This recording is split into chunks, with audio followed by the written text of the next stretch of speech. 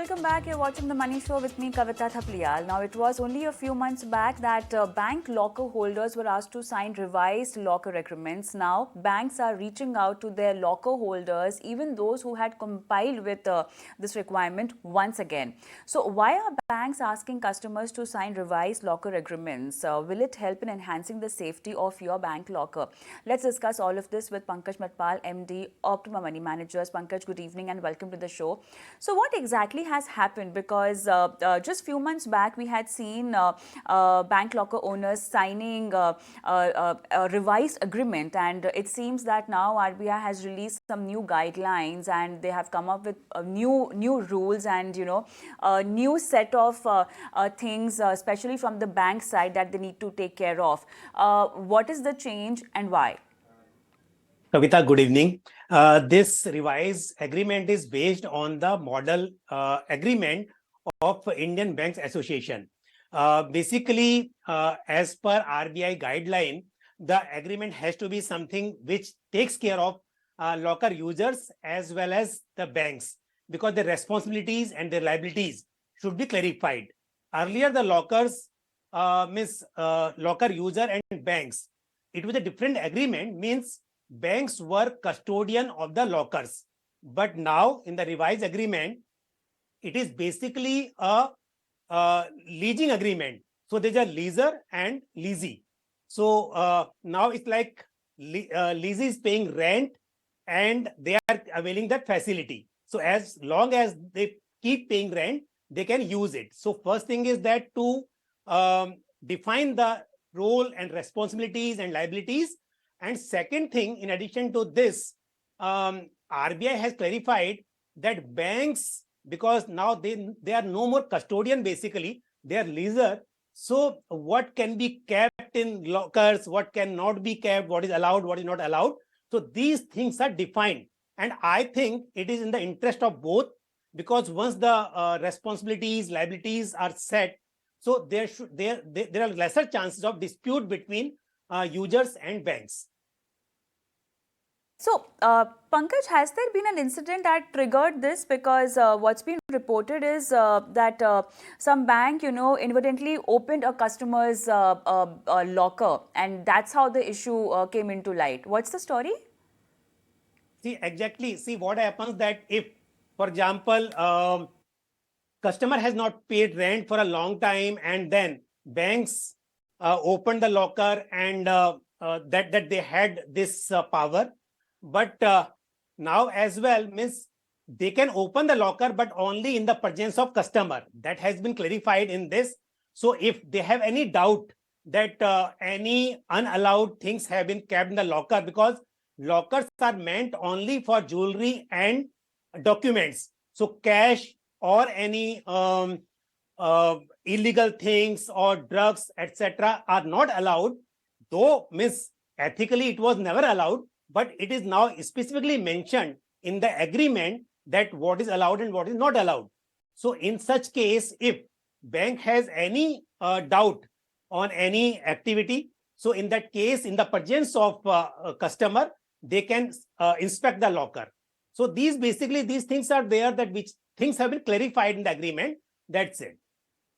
All right. Now let's just take it step by step, looking at the new guidelines which have been introduced in the revised agreement, Pankaj. Let's talk about the safety, and in fact, greater aspect of safety that's in focus, when it comes to the new revised agreement. So the banks will be liable for how many things and what kind of losses exactly? See, I'll tell you very clearly, it is mentioned there in the agreement that banks will take utmost care to safeguard the interest of locker user. But beyond that, they are not responsible. For example, see, if the bank is insured for that matter and property is damaged, that locker is, means there is a theft or fire or any kind of risk. So that risk is on the insurance company. That may be there, but bank's responsibility to safeguard the things, beyond that, they are not responsible. All right. One more thing I want to understand is what exactly a bank locker holder needs to do now. They will have to go to the physical branch of the bank, and that's how you get it signed. Or you can do it online as well. No, you can't do it online. Definitely, you have to sign the agreement, which has to be on a stamp paper, or franking should be done on the paper.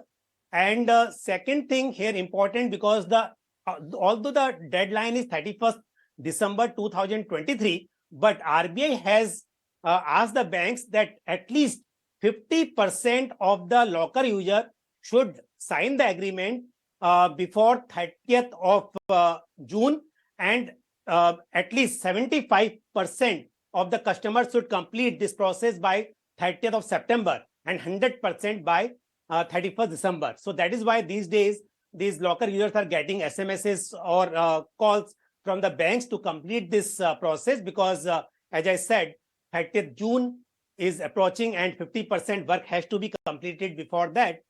And as I said that one has to go to bank, collect the form, and on that franking has to be done, because most of the banks, they are giving a format, and then it has to be typed in the stamp paper, or has to be the franking has to be done on that and need to be submitted after signing by the locker users.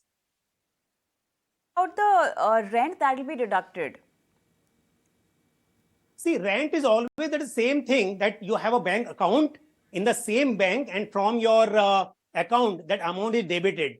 And second thing, banks usually collect a small FD also against that locker, in case there is no sufficient balance in your account. In that case, that FD can be foreclosed, and amount can be recovered. Even sometime for making a duplicate keys or breaking the locker, that FD helps. So in that way, they want to secure it.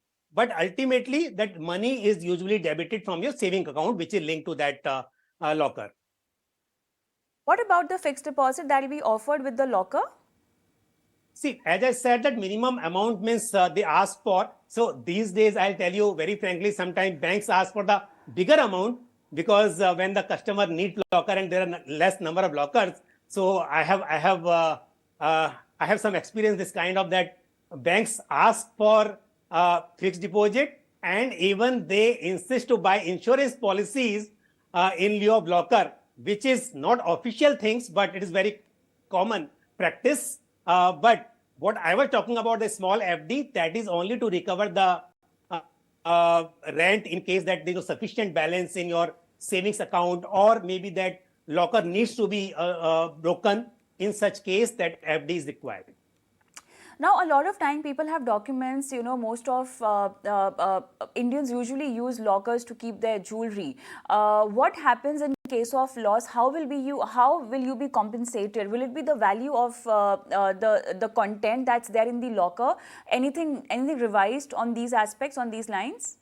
No, not at all, because banks doesn't check means what you're keeping in the locker at the time you keep. Unless they suspect something, then only they have a power to inspect your lockers. So in such case, what you are keeping, they don't have any record of that, or nor you are taking any acknowledgement for this. So you cannot set their responsibility for that if the loss is there. But yes, as I said, because you have kept something and there was a fire or there's a theft or there's a loss any kind of, then in that case, definitely bank will try to safeguard those things. But otherwise, you cannot say that what you have kept in locker and what was the value of that. All right, I think that will be all. Thank you so much, Pankaj, for being on the show and helping our viewers understand the new rules for their bank lockers. Thank you very much. On that note,